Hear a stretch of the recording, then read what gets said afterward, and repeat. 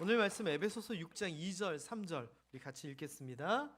내 아버지와 어머니를 공경하라. 이것은 약속이 있는 첫 계명이니 이로써 내가 잘되고 땅에서 장수하리라. 아멘.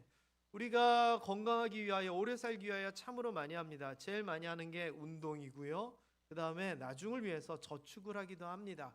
그리고 이 모든 것들을 먹는 게 또 중요하다라고 해서 먹는 것도 신경을 씁니다. 그런데 성경에서는 어떻게 하면 잘 되고 어떻게 하면 장수하는가 아주 간단하게 성경에서는 이야기합니다. 뭐라고 얘기한다고요? 어떻게 하면 된다고요?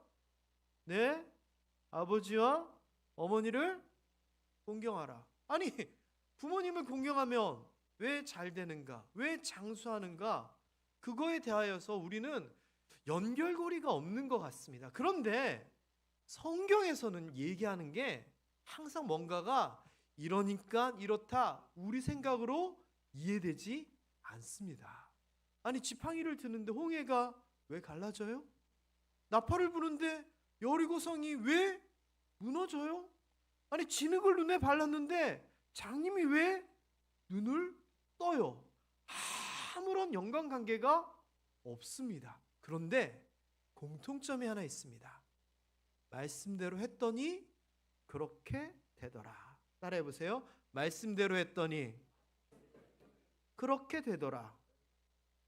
하나님은요, 이게 이래서 과학적으로 논리적으로가 아니라 그냥 말씀하시고 순종하면 하나님이 하시는 겁니다.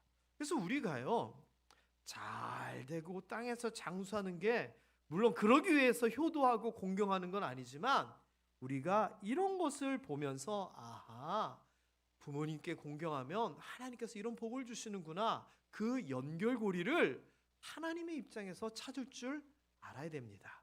그런 여러분 되시기를 주님의 이름으로 축복합니다. 어버이날 아침에 한 집에 형제들, 자녀들이 모여있는 단체 톡방, 단톡방이라 그러죠. 그 카카오 단톡방이 있었는데 어버이날 아침에 글이 하나 까똑 하고 올라왔습니다. 그 글 내용들이 뭐였을까 한번 생각해 보세요.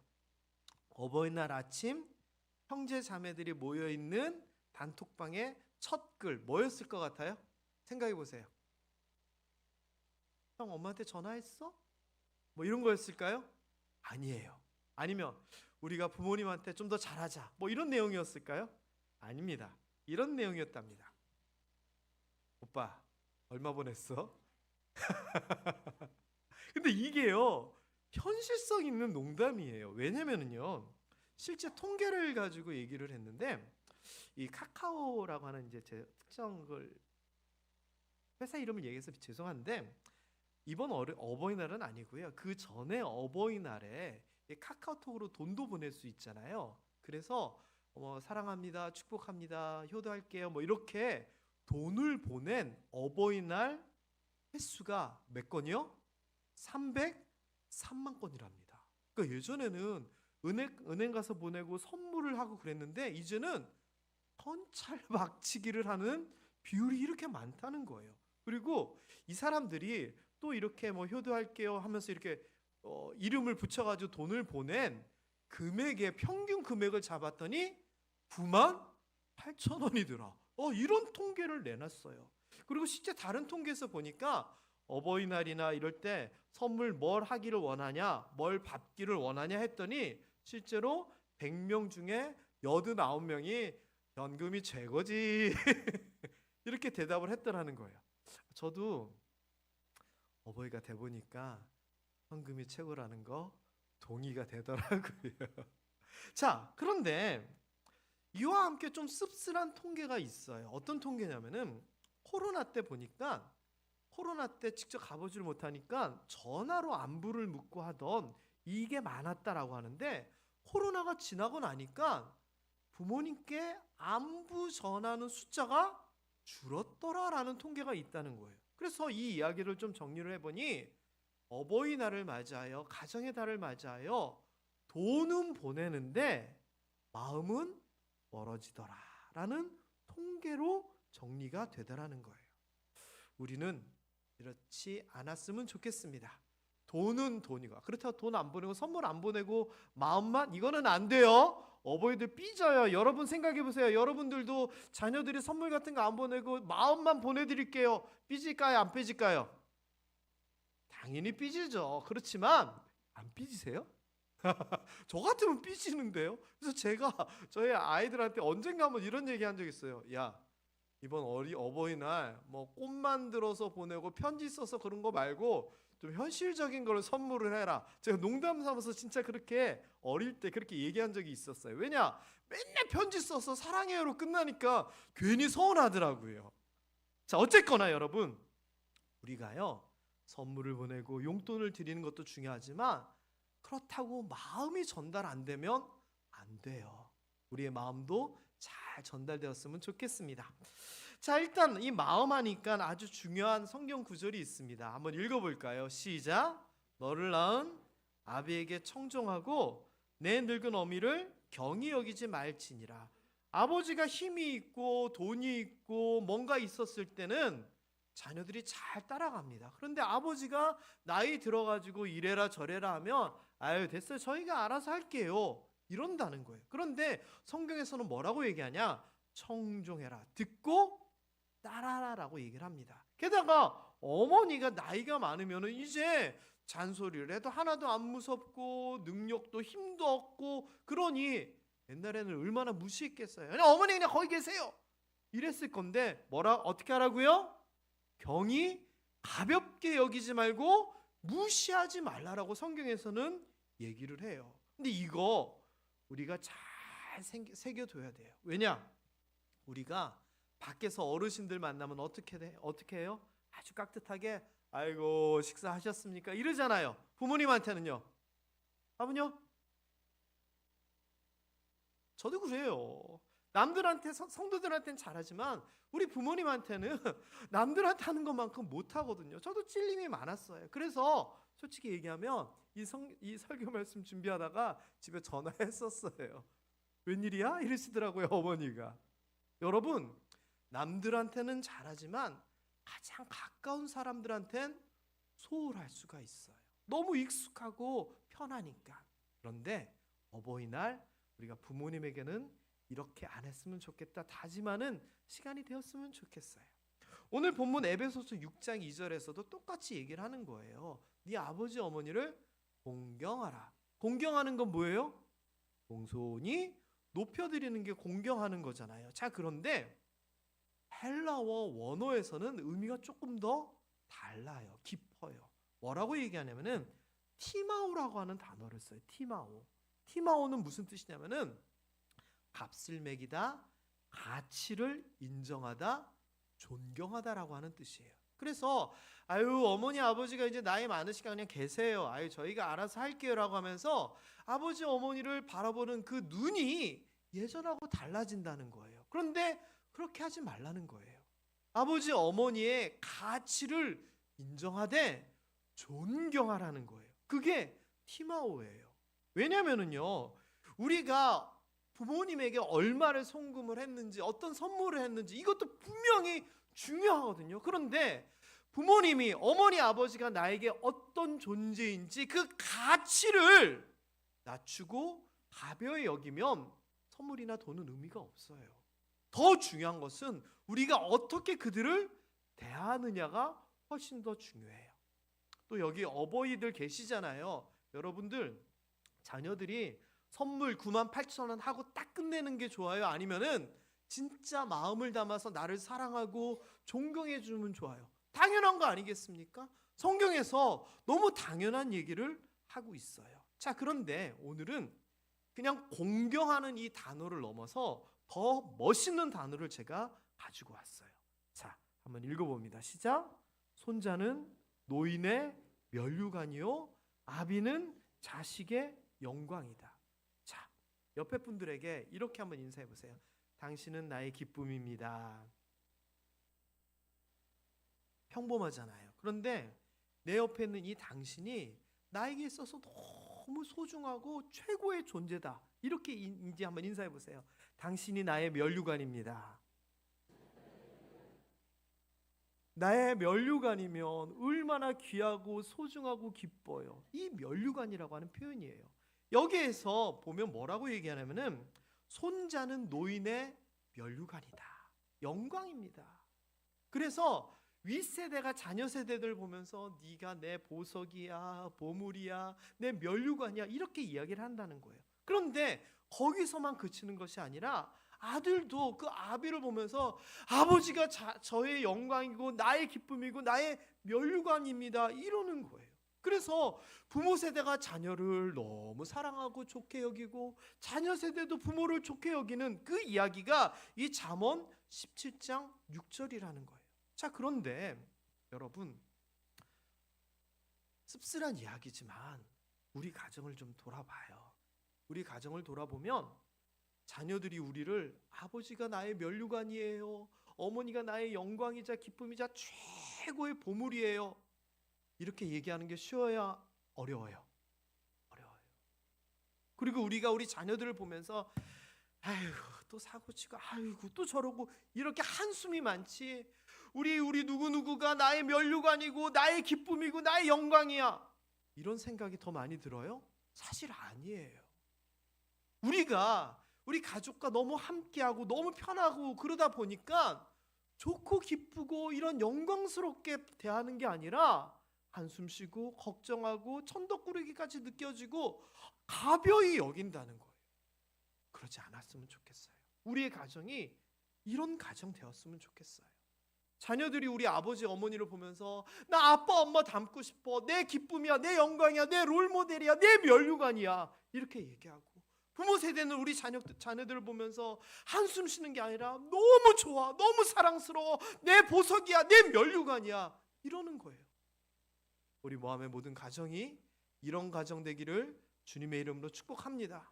이 면류관이라는 이 표현이 너무나 마음에 든 거예요. 너무 소중하고 너무 기쁜 거죠. 오늘 우리가 아까 불렀던 찬송가 199장에 대한 배경 이야기가 있어요.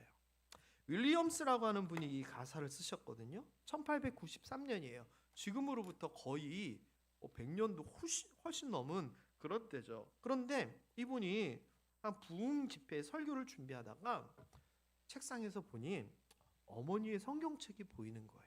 돌아가신 어머니의 헤어진 낡은 성경책이 눈에 들어와요. 그리고 그 성경책을 보다가 문득 자기를 무릎에 앉으시고 그 성경책을 읽어주시던 그 광경이 떠오르고 그 성경을 읽으시면서 눈물을 흘리시던 어머니의 모습이 생각이 나는 거예요.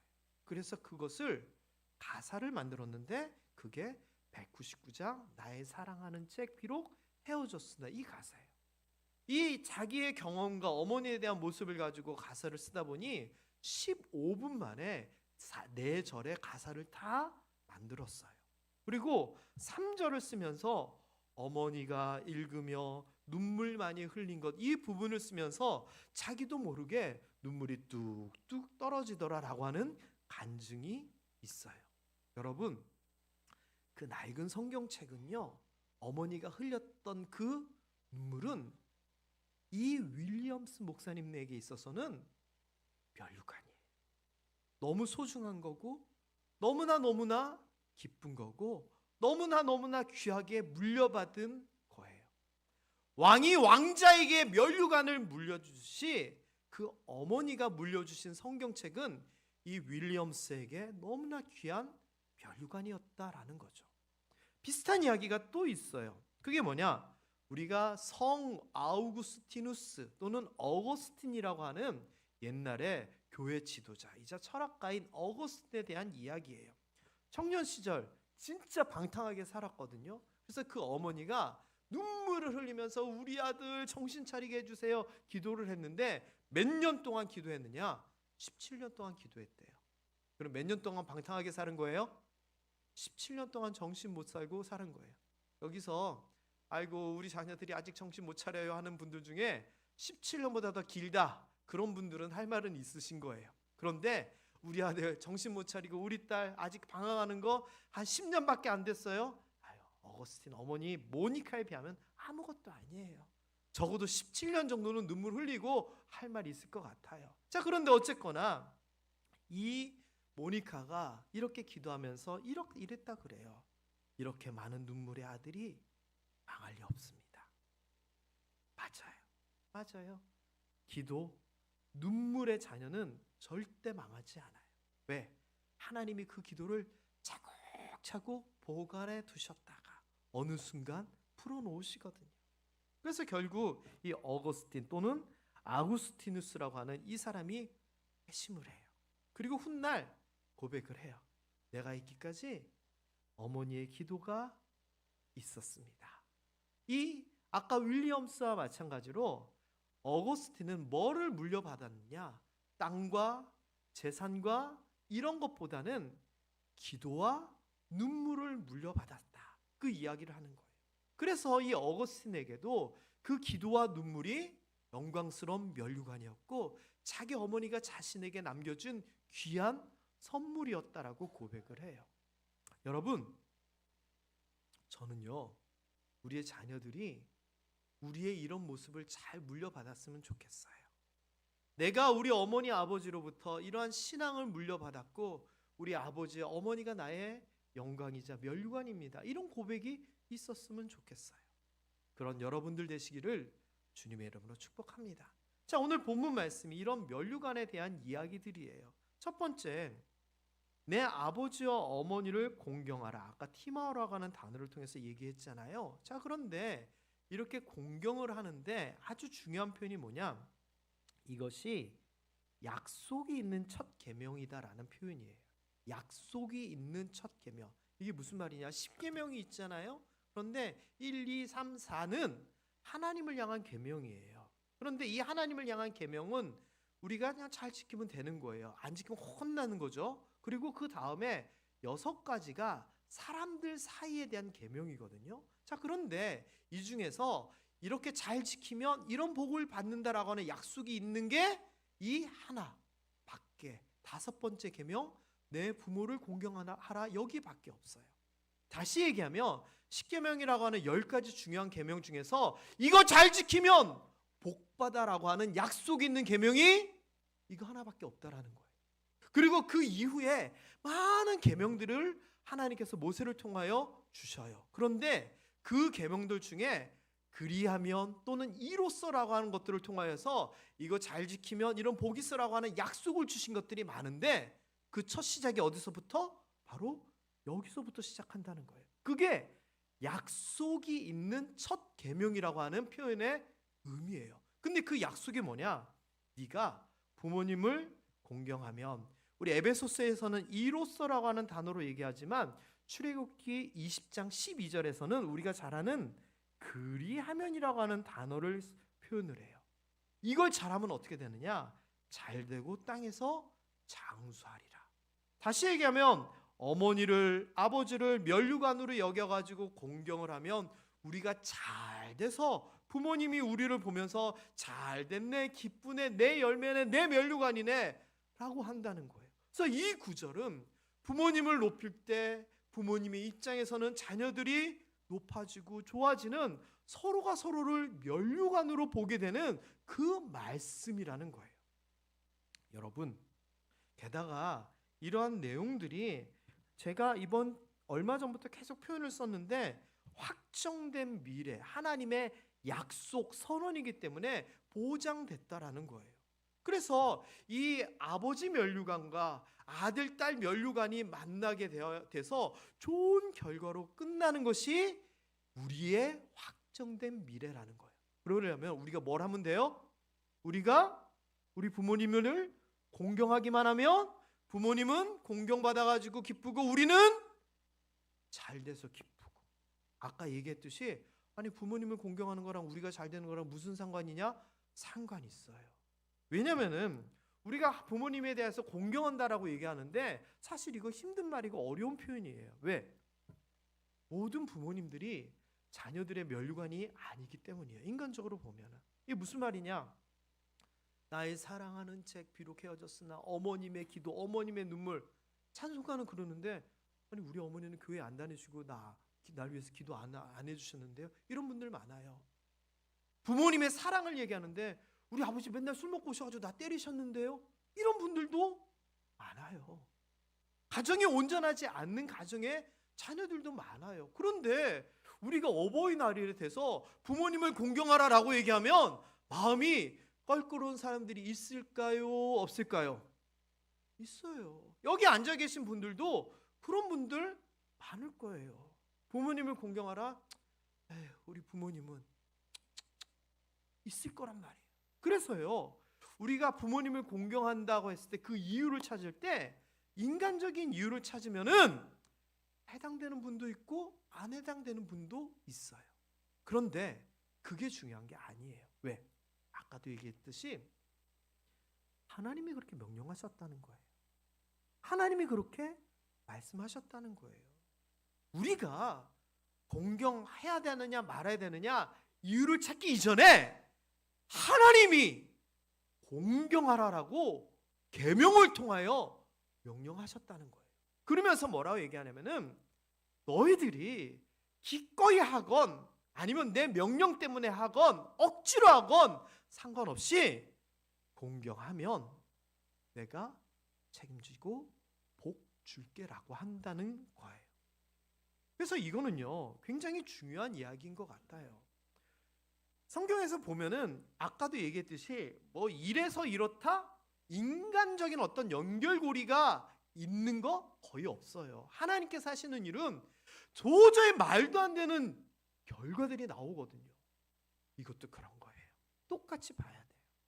우리 부모님 공경해야 될 이유 많이 있죠. 우리를 낳아주셨고 뭐 기르셨고, 그런데 그거를 넘어서는 하나님의 명령이 있다라는 거예요.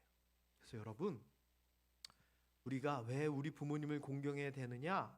상처 있는 분들은 기껏 찾으면 그래, 나 이 땅에 태어나게 하셨지, 이렇게 시작을 해야 돼요. 그런데 그렇게 공경의 이유를 찾지 마세요. 공경의 이유의 첫 번째는 하나님의 약속 있는 계명이라는 거예요. 그리고 우리가 우리 부모님을 사랑하지 않게 되면은 그거는 안 돼요. 왜? 성경에서 얘기하잖아요. 원수도 사랑하라 그러는데 내 육신을 물려주신 부모님을 사랑 안 하는 거? 이거 말이 안 되잖아요. 아까 얘기한 부모님을 공경하라라고 얘기하는 이것이 굉장히 중요한 이유는 하나님을 향한 사랑의 출발이 되기 시작해요. 나를 이 땅에 내어주신 부모님도 사랑하지 못하면서 이웃은 어떻게 사랑하고 보이지 않는 하나님을 어떻게 사랑해요? 그래서 하나님은 그 첫 시작으로 일단 너의 부모님부터 공경해봐, 저는 이렇게 얘기하신 것 같아요. 그리고 억지로 이건 뭐이건 그렇게 할 때 하나님께서 복을 주신다라고 약속을 해주시는 거고요. 여러분, 이런 이유이건 저런 이유이건 여러분의 부모님을 공경하게 되기를 주님의 이름으로 축복합니다. 공경하게 되면 하나님께서 약속하셨거든요. 너 잘 될 거야. 너 건강하게 될 거야. 너 장수하게 될 거야. 부모님을 공경해서 끝나는 것이 아니라 하나님께서 주시는 은혜도 누릴 수 있는 여러분 되셨으면 좋겠어요. 그래서 우리 가정이 윗세대를 바라보면서 기뻐하고 윗세대는 그러한 자녀들을 보면서 기뻐하는 아름다운 가정 돼야 되잖아요.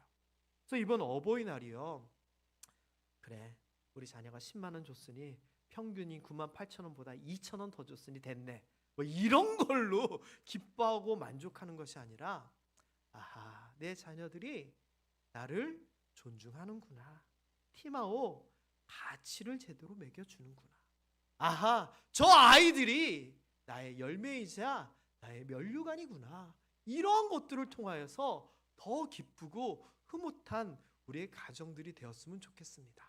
아울러 우리가 부모 세대로서 우리 자녀들이 나에게 잘해줬으면 좋겠다, 이런 마음을 품는 날이기도 하지만 반대로 우리 어버이들이 우리 자녀들에게 면류관답게 영광답게 했는지 우리 자신도 한번 돌아보았으면 좋겠고, 서로가 이렇게 공경하고 돌아봄을 통하여서 정말 아름답고 좋은 가정 되었으면 좋겠고, 그것을 통하여서 하나님께서 약속하신 잘되고 장수하는 복이 우리 가정에 있었으면 좋겠습니다.